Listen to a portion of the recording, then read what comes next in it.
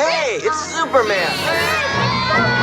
Hi, I'm the Office Superman Mark here at Alamo Drafthouse, and I'm extremely excited for this new adaptation from director James Gunn. He's a filmmaker who absolutely knows his stuff. He loves this material, and he knows that even though this one film has more than a dozen characters, there is such a deep bench when it comes to Superman. We got 9 decades of stories, characters, ideas that absolutely need to be brought into this new DC universe. So here are just a few of my favorite bits of the Superman mythos that absolutely need to be brought into the DC universe, or else I want them.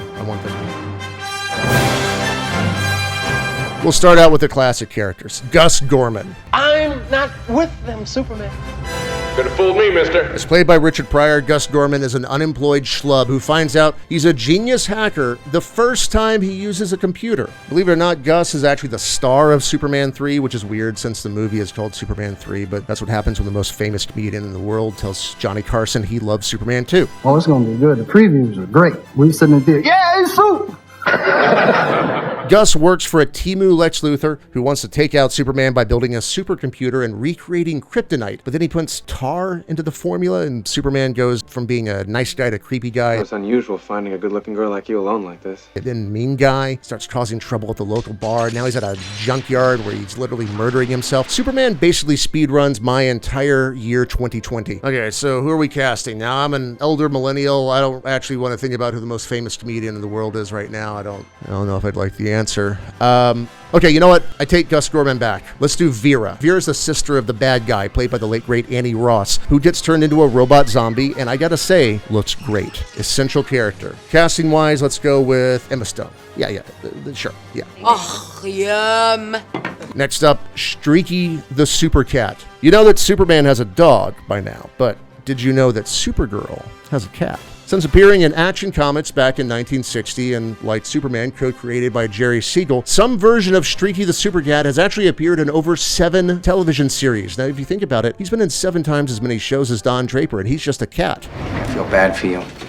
I don't think about you at all. Here's the secret origin. One day, Supergirl, in her secret identity as a person with brown hair, finds a small kryptonite meteor and decides to experiment with it by just putting random chemicals on it. After she doesn't discover a breakthrough cure for kryptonite poisoning, she does the responsible thing and tosses the radioactive element out into the woods, just flinging it where kids play. But all those chemicals, they make kryptonite smell real good to cats, apparently, including Streaky, a local stray, and Supergirl's mad sciencing made the kryptonite act kind of like in reverse. It gives the cat superpowers. Now, what does Streaky do with its superpowers? Steals milk, torments dogs, keeps an eagle from eating dinner. This is big, important stuff, the kind of big screen action that viewers want to see in a DCU film, James. All right, who are we going to have play Streaky? Let's get Joe Pesci out of retirement for one more go. Give Streaky some claws, okay? Pesci all the way. Pesci can do a cat. Like I'm a Cat. I amuse you. Next up, Beppo the Super Monkey. Did you know that when Superman was a baby, he had a monkey? Yes, that's right. In a Superboy comic, Clark and Ma Kent, they go to a zoo, which reminds Clark that when his rocket landed on Earth, a stowaway animal popped out. That's right. This is one of Jor-El's test animals, this sick freak monster. Burn it down. Burn Jor-El down. He's dead. It doesn't matter. Beppo's awesome. I particularly love Beppo the Super Monkey's internal monologues. Let's listen to a few. Animal with funny nose almost step on my coconuts. Me throw him away into a water hole. Yape!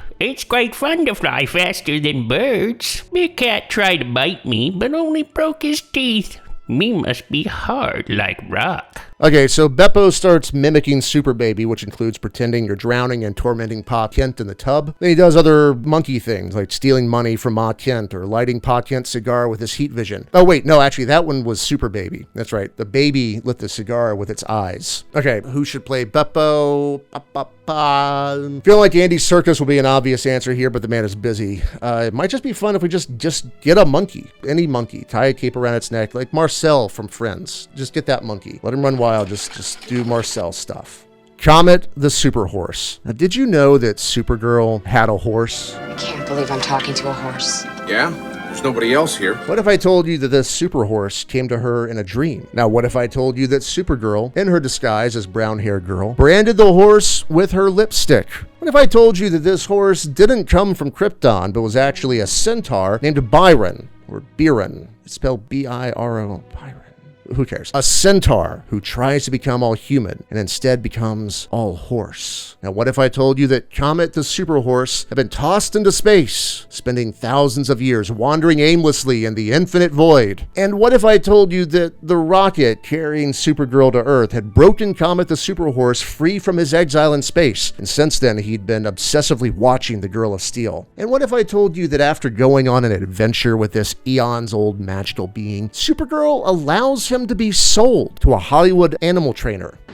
Market drops 5 points. I'm glad my money's tied up in hay. What if I told you that subsequent to that, Supergirl becomes jealous of the horse's Hollywood co-star? And what if I told you that a magician on the planet Xerox eventually casts a spell that temporarily turns Comet into a man again? It's like a werehorse scenario. He becomes Bronco Bill, a rodeo rider, kisses Supergirl on the lips and everything. They eventually go on to date, you know, when he's not a horse. So James Gunn, you just do what you think is right with that one. Maybe Jacob Elordi? The guy on the street from Superman 1978. All right, for this next one, it's a key character from Superman 1978. He's never given a name on screen. I don't know what one would call him. A pedestrian, bystander, witness, etc. Now, this character pops up at a key moment. It's when Superman makes his debut to the public. This is the first time anyone in the world sees Superman, and we, as an audience, need to know, is that a bad outfit? Say, Jim, that's a bad outfit. Now, see that right there, that's a banger line. That's Kino, absolute cinema. Now see, I wouldn't recast this man on the street. Instead, let's lure actor Bo Rucker out of retirement. He's still alive. Let's get this man back to work. Next up is Nick O'Teen. Now Nick O'Teen, classic Superman villain. I'd love to say he has a rich mythology, but his appearances have been solely isolated to 3 UK anti-smoking PSAs in the 1980s. But this guy, look at this character design. This guy is awesome. He's relentless. Look, he'll stop at nothing. He'll do anything to promote cigarettes to street urchins. Like, look, he's dressing up as a wizard over here. And listen to these kids. When was this Superman, like, in a production of Oliver or something? It's wild. Superman, is it hard to give up smoking, or is it easy like nicotine says? You no good windbag, nicotine. Check out this one scene where Superman basically kills him. Superman he just flings him up. He kills him. It's a rule. That's a rule.